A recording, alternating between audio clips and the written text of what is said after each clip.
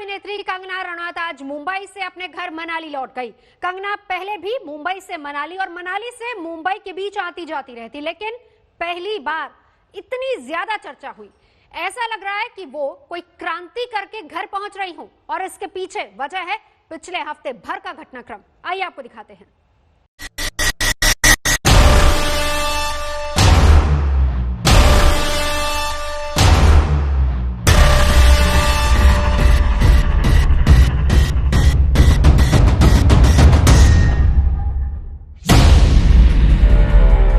मुंबई के अंगने में कंगना तूफान की तरह आई और उसी अंदाज में मनाली लौट गई।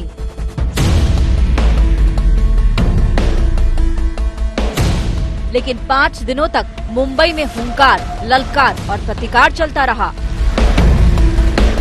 कंगना की वापसी आज तय थी। फ्लाइट का टिकट पहले से कटा था। आज सुबह कंगना तय कार्यक्रम के मुताबिक हाथ हिलाते हुए घर से निकली। Y+ सुरक्षा के घेरे में कंगना का काफिला दंदनाते हुए एयरपोर्ट के लिए निकला। जिस मुंबई पुलिस से कंगना डर रही थी, सुरक्षा बेड़े में उसके जवान भी तैनात थे।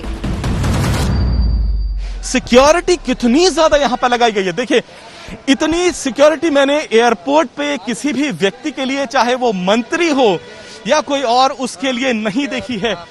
पूरे इलाके में मानो पूरे टर्मिनल इलाके पर चप्पे चप्पे पर CISF के जवान यहाँ पर मौजूद हैं। दूसरी तरफ मैं ये भी देख सकता हूँ कि भारी संख्या में मुंबई पुलिस के जवान भी यहाँ पर मौजूद हैं। और we can confirm to the viewers कि कंगना रनौत अब टर्मिनल बिल्डिंग के अंदर चली गई हैं। फ्लाइट पर बैठते ही कंगना ने बता दिया कि मुंबई से जा रही है, लेकिन तेवर वही है।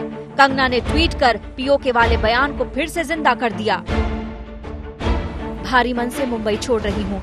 इन दिनों जिस तरह से मुझे डराने की कोशिश की गई, लगातार हमले हुए, बदसलूकी हुई, दफ्तर के बाद मेरे घर को तोड़ने की कोशिश, मेरे चारों ओर हथियारबंद सुरक्षा घेरा रहा। उसके बाद मैं ये कहना चाहूंगी कि POK वाला मेरा बयान सही था।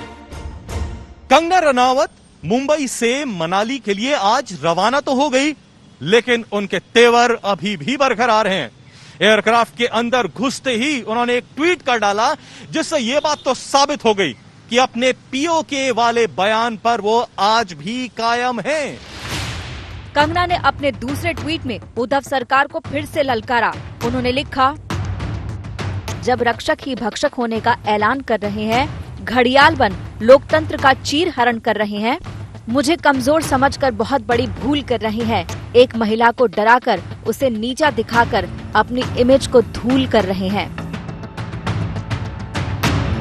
मुंबई से कंगना चंडीगढ़ पहुंची तो उन्हें कैमरे में कैद करने के लिए मीडिया का हुजूम उमड़ पड़ा था, लेकिन कंगना ने किसी से बात नहीं की। सबका अभिवादन करती हुई सड़क के रास्ते मनाली के लिए निकल पड़ी।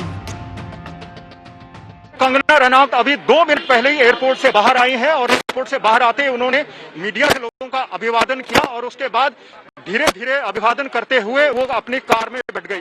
इसके बाद वो सीधा मनाली का रुक रही हैं और मनाली यहाँ से कम 6 घंटे का रास्ता है।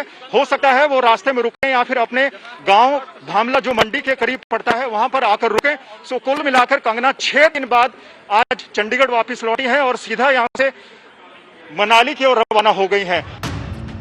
9 सितंबर को मुंबई आने के बाद से कंगना के कई रूप दिखे। कभी वो खुद को झांसी की रानी बताकर हुंकार भरती नजर आई, तो कभी नेता की तरह सरकार को ही चुनौती दे डाली। कभी बेटी बनकर गुहार लगाने पहुंची, तो कभी मुंबईकर बनने के दावे जताने लगी। लगता है कि तुमने मुझ पर बहुत बड़ा एहसान किया है, क्योंकि मुझे पता तो था कि कश्मीरी पंडितों पे क्या बीती होगी। आज मैंने महसूस किया है और आज मैं इस देश को वचन देती हूँ कि मैं सिर्फ अयोध्या पे ही नहीं, कश्मीर पे भी एक फिल्म बनाऊंगी। मनाली रवाना होने से एक दिन पहले ही कंगना अपनी लड़ाई को राजभवन तक ले गई। कल शाम कंगना राज्यपाल भगत सिंह कोश्यारी से मिली, उन्हें दुखड़ा सुनाया, इंसाफ की मांग की, न्याय की गुहार लगाई।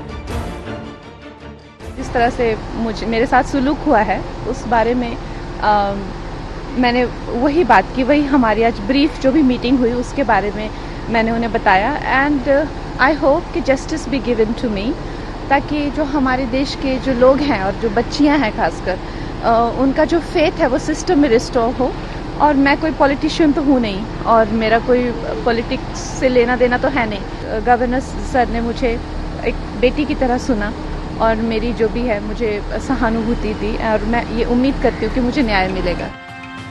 अब कंगना कुछ दिन के लिए मुंबई से दूर रहेंगी। मनाली से मुंबई की दूरी 2000 किलोमीटर है, लेकिन कंगना जिस अंदाज में पंगा ले रही हैं, उससे तो नहीं लगता कि कंगना की आवाज मुंबई से दूर रहेगी। मुंबई से आशुतोष और पंकज उपाध्याय के साथ आज तक ब्यूरो।